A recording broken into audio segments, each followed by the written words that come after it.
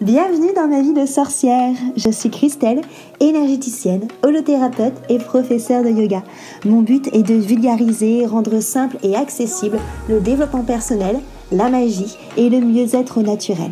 Parfois seule ou accompagnée, je m'engage à te faire voyager dans des podcasts authentiques et frais, plein d'astuces pour vivre ta vie de sorcière et de sorcier moderne.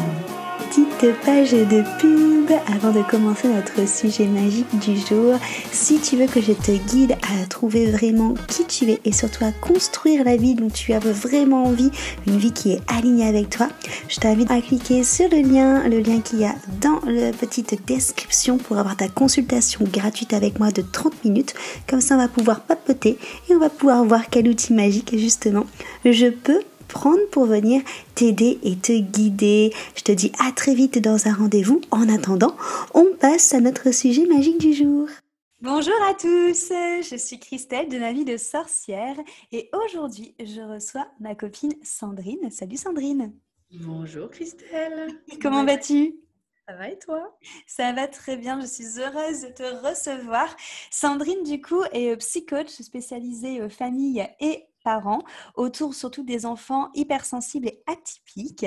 Pour les personnes qui ne te connaissent pas, est-ce que tu peux justement leur donner la chance de te connaître un petit peu plus, peut-être en parlant de ton parcours ?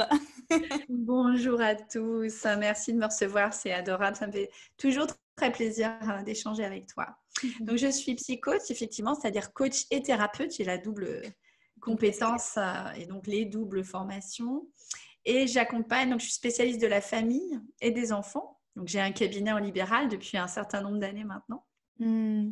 Et puis, j'arrivais plus à faire face à l'augmentation de la demande en fait des familles et des enfants. Enfin, j'arrivais plus. En fait, déjà, j'avais beaucoup de demandes. Je suis en Île-de-France, j'ai beaucoup de demandes en province, donc c'était compliqué. Et puis, j'arrivais plus dans l'agenda à mettre toutes les personnes qui avaient besoin de moi. Donc, j'ai créé des programmes que je propose en ligne. Et en fait, c'est une compilation de tout ce que je répète inlassablement à chaque famille qui me consulte. Parce qu'à un moment donné, je me suis rendu compte que le point commun de toutes les personnes qui me consultent, c'est effectivement l'hypersensibilité, la précocité et l'hyperactivité. Alors, selon les situations, ça va être plus l'hypersensibilité ou un atypisme particulier qui va ressortir, mais c'est vraiment le point commun de toutes les personnes, aussi bien les parents ou les enfants que les familles qui m'accompagnent, que d'avoir on va dire un rapport particulier avec l'hypersensibilité et l'atypisme. Donc, j'ai décidé effectivement d'aider plus largement les familles parce que je sens qu'il y a une forte demande et surtout, il y a un accroissement considérable du nombre d'enfants qui sont atypiques et hypersensibles. Aujourd'hui, c'est la moitié d'une classe finalement où il y a des enjeux de précocité, donc de haut potentiel intellectuel, de surdouance. Il y a de l'hypersensibilité, il y a de l'hyperactivité, du déficit d'attention. Et aussi lié à l'évolution de ce monde. Et donc, c'est un vrai enjeu pour ces enfants-là. C'est un vrai enjeu pour les familles, parce que c'est des enfants qui ne sont pas forcément faciles à élever, à accompagner. Il y a beaucoup à faire et à dire. Et donc, voilà. Donc, je fais ça. J'accompagne à distance. Et surtout, je propose des programmes qui outillent avant tout les parents. Parce que justement, j'ai une petite pierre qui vient de tomber. La malachite aussi, celle-là. Belle malachite. Alors, ça apporte quoi, ça ? Malachite, c'est le pardon et la tolérance envers soi-même et envers les autres. Oh, c'est pour chakra du cœur. C'est magnifique. Superbe, je la mets là. Elle m'a appelée là d'un coup. Elle a sauté. C'est ça. Très bien. Et du coup, qu'est-ce qui t'a donné envie justement de te spécialiser sur justement les familles et les enfants hypersensibles et atypiques ? Alors, qu'est-ce qui m'a donné envie ? Alors, déjà, je suis formée à la thérapie familiale par l'approche systémique, qui est pour moi l'approche. Il y a deux approches de la famille. Il y a l'analytique et l'analytique. Ça prend l'enfant souvent séparément des parents. Et souvent, les parents, ils ne savent pas grand-chose de ce qui se passe en séance avec leurs enfants. Enfin, bon, moi, j'ai la vision de la thérapie analytique qui isole, finalement, qui sépare les personnes au sein d'une famille. Il n'y a pas du tout de regard global, alors que dans l'approche systémique, on regarde vraiment la famille comme un système. Les interactions au sein de ce système et la place de chacun et de se dire que finalement chacun est un maillon d'un système et donc il y a cette vision holistique et globale qui est vraiment efficace et qui, moi, a toujours été… Enfin, c'est naturel chez moi d'avoir ce regard systémique. Par exemple, dans une famille où il y a du TDAH, de l'hyperactivité, on va parler de famille TDAH. S'il y a un enfant TDAH, on va parler de famille TDAH parce qu'on va regarder le TDAH aussi au niveau de ce qui se passe de façon plus globale dans la famille. Et pas seulement se dire c'est cet enfant-là particulièrement qui a des symptômes qui est TDAH. On va regarder les choses sous un angle global et ça permet de débloquer des situations parce que parfois, il arrive que les enfants développent des symptômes, surtout quand ils sont hypersensibles. Les TDAH, ce sont des hypersensibles. Les enfants hypersensibles, ils vont canaliser, catalyser et ils vont prendre sur eux un problème qui peut être lié à la communication au sein de la famille, l'histoire de la famille. Et donc, ils vont développer des symptômes parce qu'ils vont prendre sur leurs épaules le problème. Et de faire intervenir, enfin de faire travailler toute la dynamique familiale, ça permet vraiment de débloquer très vite des situations qui peuvent être des fois compliquées, quoi. C'est-à-dire que vraiment cet enfant-là, mais qu'est-ce qu'on va en faire, quoi? Il n'y a pas d'issue. Le médecin, il a dit qu'il était TDAH. En plus, il a un Asperger. En plus, alors, des fois, tu as une liste. On appelle ça la désignation en thérapie familiale. L'enfant, il est désigné, c'est le patient désigné, donc on l'a bien désigné comme étant porteur du problème. Mon Dieu. Finalement, des fois, il sort des choses en séance familiale où finalement le couple, tu t'aperçois que c'est un peu compliqué. Et assez rapidement, finalement, l'enfant va mieux, mais c'est le couple qui vient en séance. Ouais. Ou alors l'autre frère, après, dysfonctionne. Enfin bon, ça bouge. En fait, ça bouge au niveau de la famille. Donc, l'approche systémique, c'est vraiment un truc que j'adore, qui est hyper efficace et qui est passionnant, très complexe, mais passionnant. Parce que tu as toute une famille en face de toi. Ben, c'est ça. C'est qu'au final, ils viennent te voir pour une personne et tu te retrouves avec toute la famille à coacher, quoi. Ouais, puis tu as ceux qui sont là, puis tu as ceux qui ne sont pas là, mais qui sont là quand même. Tu vois, les grands-parents, les arrière-grands-parents, une lignée, 5 générations vivants ou décédés, ils sont tous là, quoi. Et donc, c'est intéressant parce qu'il y a à satisfaire tout le monde tout en identifiant la problématique pour aller vers une amélioration par rapport à un objectif. Enfin, voilà, donc c'est vraiment ça mon truc. Et puis, j'adore accompagner des enfants, c'est tellement facile avec eux, ils ont tellement besoin d'être entendus, d'être compris, là où leurs parents, des fois, ils ont le nez dans le guidon et puis ils n'entendent pas finalement certaines choses qui ont besoin d'être entendues. C'est pas simple, l'enfant, il nous fait miroir, donc il y a des fois, on n'est pas toujours le mieux placé. Et puis, ce qui m'a amené sur l'hypersensibilité et l'atypisme, c'est moi et mon fils. Parce que mon fils, il est hypersensible, il a du TDAH, donc il a un déficit d'attention avec hyperactivité. Ok. Il a les deux. Il a certaines caractéristiques aussi importantes du TDAH et il est précoce. Donc, de toute façon, ça marche bien ensemble. Hein. Hypersensible, TDAH précoce, c'est vraiment un cocktail gagnant et c'est assez fréquent de retrouver au moins 2, voire 3 des caractéristiques. Le point commun de tous ces enfants, c'est l'hypersensibilité. Ils sont tous hypersensibles. Et donc, ça a été assez compliqué avec mon fils. On a 3 enfants. Le petit dernier, ça a été assez compliqué. Et puis, en explorant tous ces sujets-là, j'ai testé plein de choses. Je me suis rendu compte que moi-même, j'étais hypersensible, TDAH et précoce. Donc, ça a été vraiment un long chemin. Et puis, on a mis en place plein de choses. Donc, j'en ai fait une méthode.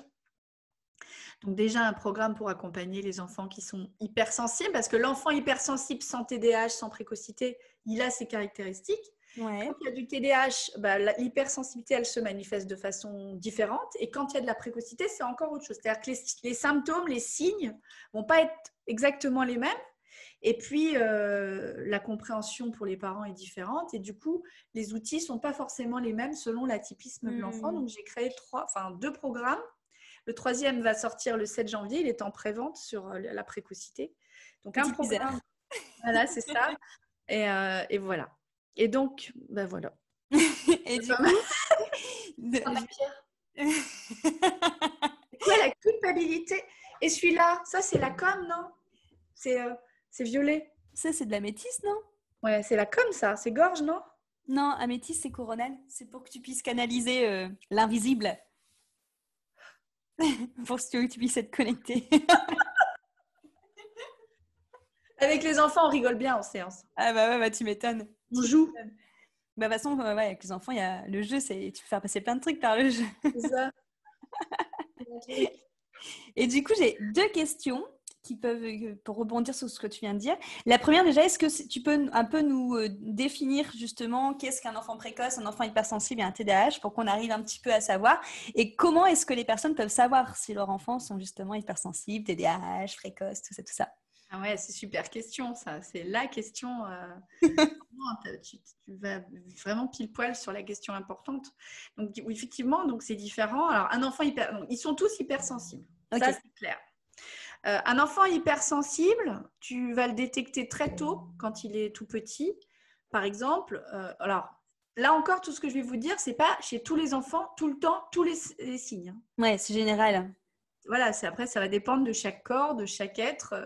Certains vont avoir un et pas l'autre. Mais on va dire globalement que l'enfant qui a beaucoup d'intolérance alimentaire, d'allergie, un enfant qui surréagit et qui rejette, on va dire, soit par l'alimentation, enfin, par le digestif ou par la peau, des substances toxiques, qui ne supportent pas les gels douche du commerce de grande distribution, où il faut que tu ailles chercher du sans sulfate en magasin bio, et puis en plus, il faut qu'il y ait en plus pas de ceci ou de cela parce qu'il est allergique, peau atopique, un enfant qui va réagir à certaines lessives ou à certaines textures de tissu. Ouais. Ou alors carrément l'intolérance au gluten, au lactose, qui sont de toute façon aujourd'hui reconnus comme étant pas forcément adaptés à l'humanité, en tout cas à son évolution. Donc un enfant qui ne supporte pas quelque chose qui n'est pas bon, bah c'est une des caractéristiques majeures de l'hypersensibilité et ça se matérialise très tôt. Très tôt, et c'est le cas de plus en plus d'enfants qui ne supportent pas le lait de vache, et puis bon, ils sont allés obligés d'un petit peu chercher, puis donc ça, c'est vraiment un indice, mais on peut être hypersensible sans être intolérant là encore. Mais on va dire que l'enfant qui a beaucoup de soucis d'intolérance, des eczémas de peau, des choses... Je souris parce que j'ai l'impression de me reconnaître quand tu parles de ça.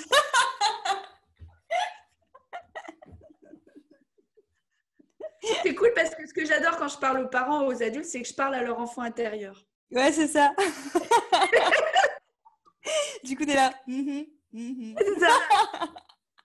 Et donc, il y a ça, tu vois, il y a ça, il y a le fait... Alors, il y a autre chose, mais ça va plus après être aussi de l'hypersensibilité, mais caractéristique de l'enfant TDAH, donc qui a un déficit d'attention avec ou sans hyperactivité. Ces étiquettes qui grattent, ça gêne, puis il faut l'enlever tout de suite. Ouais. Tout de suite. Moi, mon fils, il a les chaussettes qui le dérangent, des fois c'est le caleçon, le pantalon, des fois c'est le pull, des fois c'est l'écharpe, des fois c'est... Enfin, il y a toujours un truc. C'est assez chaud, quoi, le matin. J'ai acheté un nouveau manteau à 100 balles chez Intersport juste avant le confinement. Un super truc. Et il gratte. Ah, ça le gêne. Il ne peut pas plier le bras. Donc, il ne le met pas. Il est trop chaud.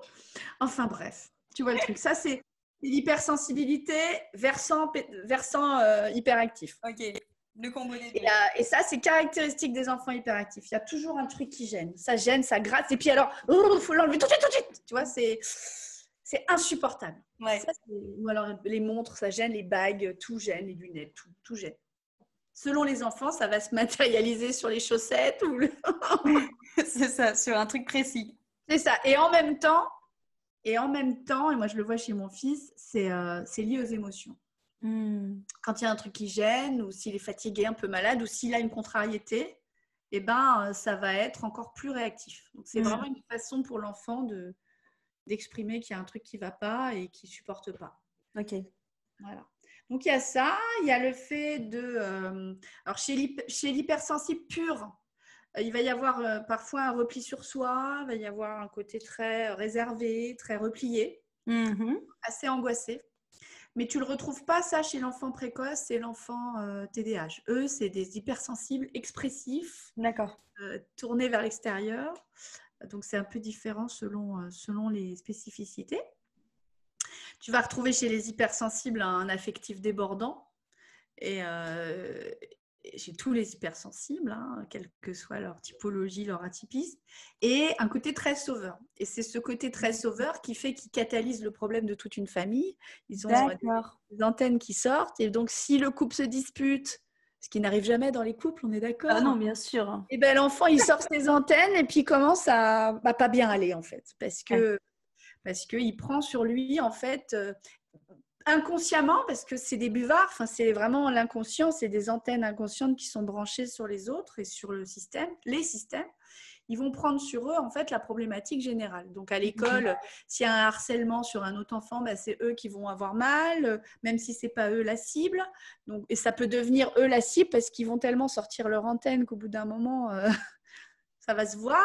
Mais c'est vraiment des sauveurs. Et c'est ce phénomène de sauvetage inconscient qui fait qu'ils vont finir. Au bout d'un moment, l'hypersensible, il est tout le temps envahi par tout en fait, parce qu'il prend. Alors, une autre caractéristique de l'hypersensibilité, et ça c'est chez tous les hypersensibles, c'est qu'ils sont,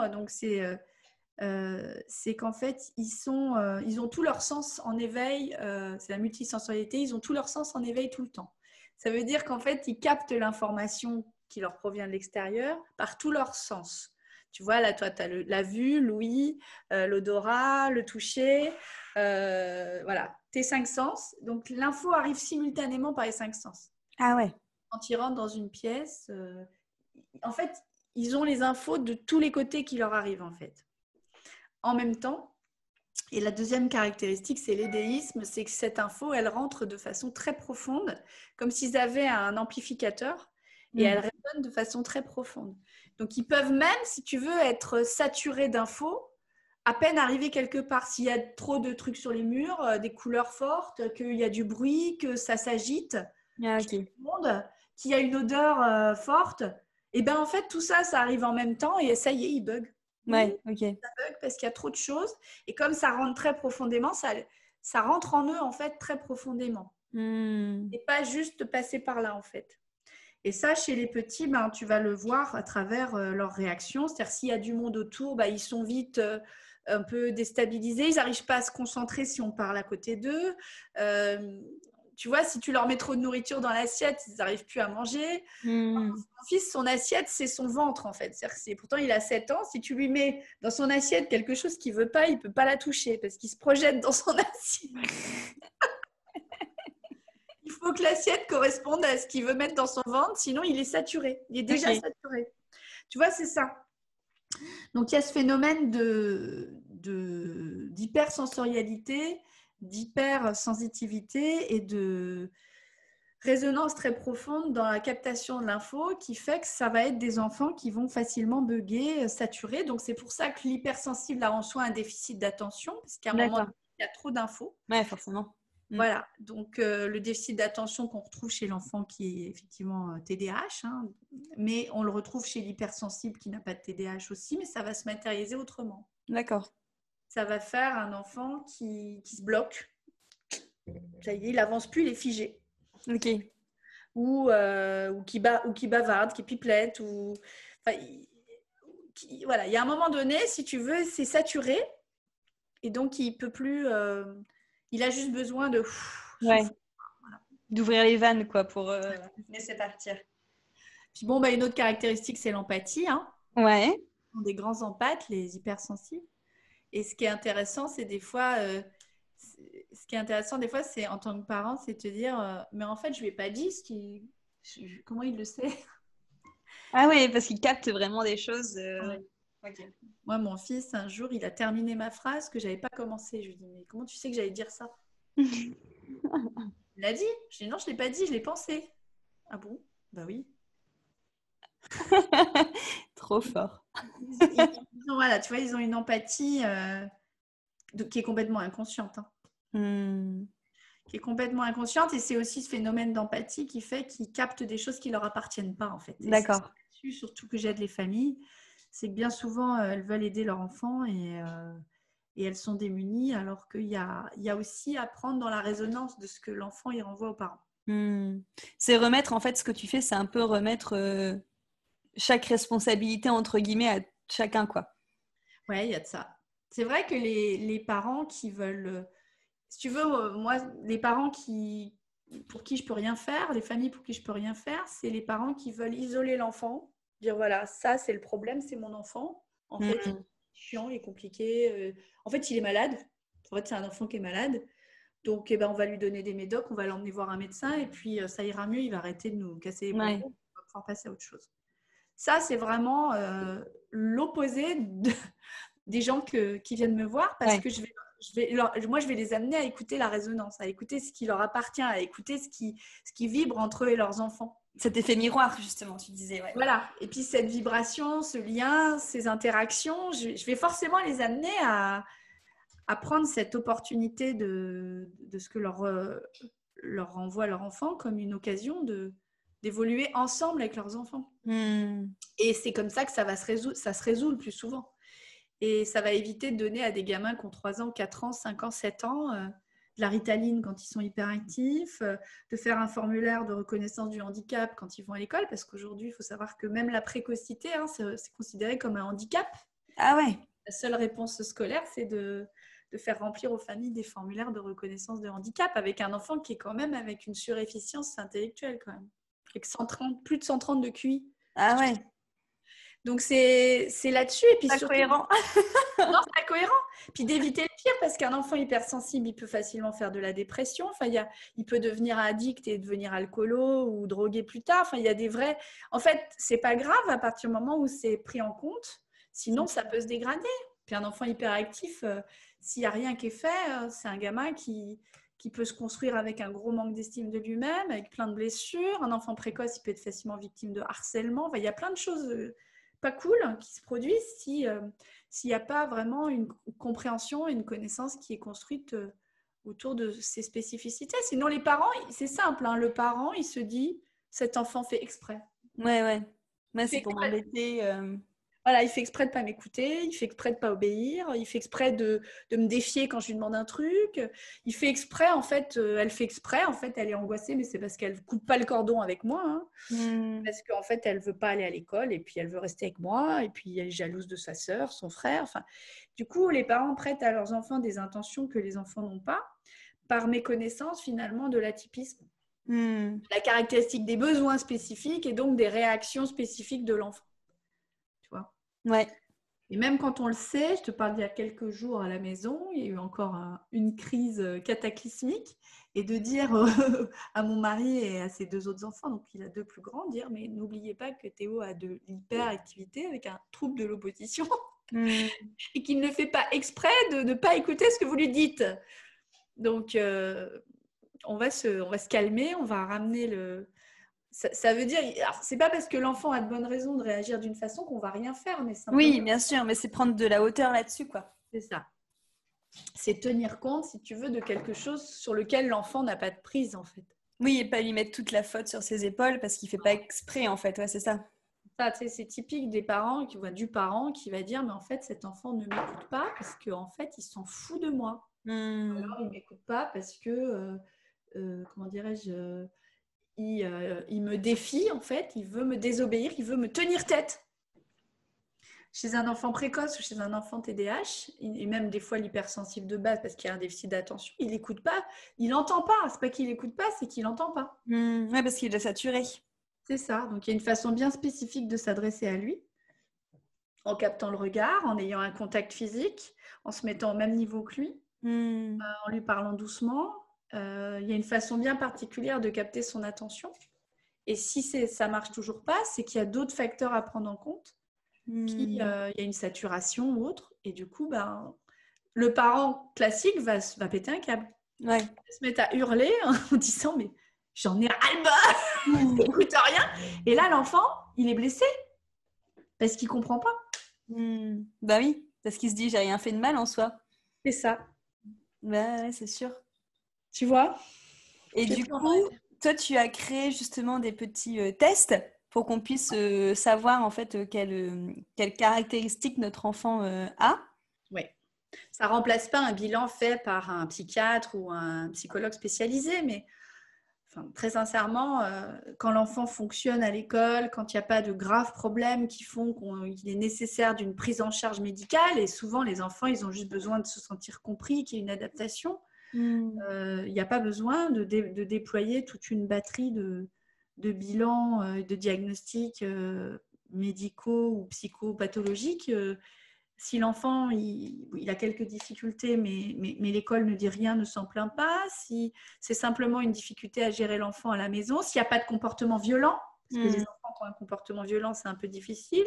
S'il n'y a pas de présomption d'autisme, c'est-à-dire un enfant qui est vraiment coupé du monde et qui regarde pas dans les yeux et où là, on se dit il y a vraiment un problème.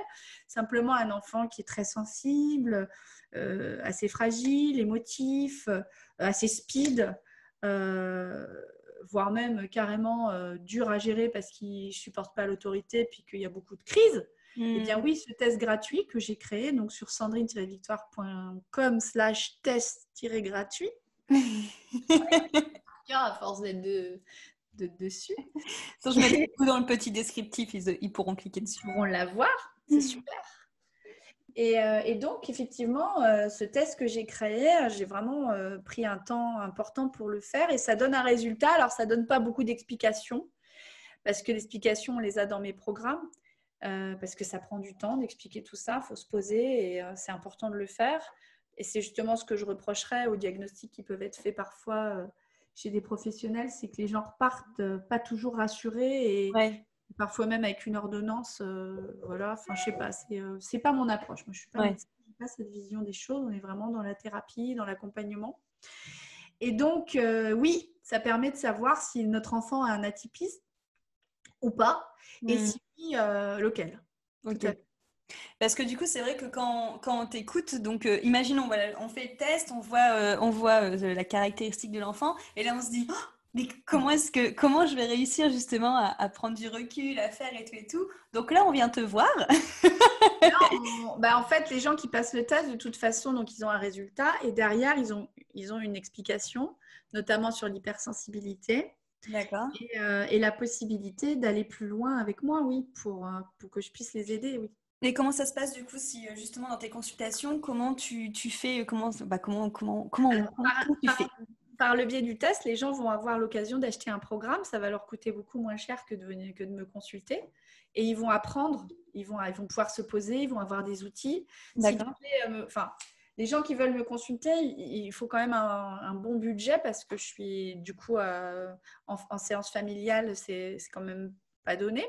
Ce que je fais, c'est que les gens qui achètent mon programme hypersensible, ils ont la possibilité d'avoir une séance en fait beaucoup moins chère avec moi pour essayer déjà. Mais moi, ce que j'invite les parents à faire, c'est d'acheter le programme parce qu'ils l'auront à vie. Ils ont 25 ils ont 2 heures de programme avec des outils de coaching, tout un tas de choses. Et s'ils mettent déjà ça en place, ils vont monter de 3 ou 4 niveaux de conscience dans leur parentalité. Ouais. Ensuite, ça vaut le coup de me contacter pour quelques séances. Passer encore un step supérieur, mais enfin, tu vois, c'est vraiment ça l'enjeu, c'est parce que en séance individuelle ou en séance familiale, l'enfant il bouge, alors l'enfant il amène des choses, enfin, c'est autre chose. Et puis à distance, c'est pas toujours évident. Enfin, moi, j'ai tendance à plutôt privilégier l'achat du programme en ligne pour le moment. Ouais, d'accord. Oui, en fait, ton programme en ligne, comme tu disais, c'est un peu la base de tout ce que tu répètes un peu tout le temps, du coup. Et après, pour aller dans l'individuel, on rajoute du coup le coaching en famille, quoi. Et c'est là où tu vas venir gratter ou voir. C'est là où tu mets le doigt sur le problème familial que l'enfant porte aussi, peut-être.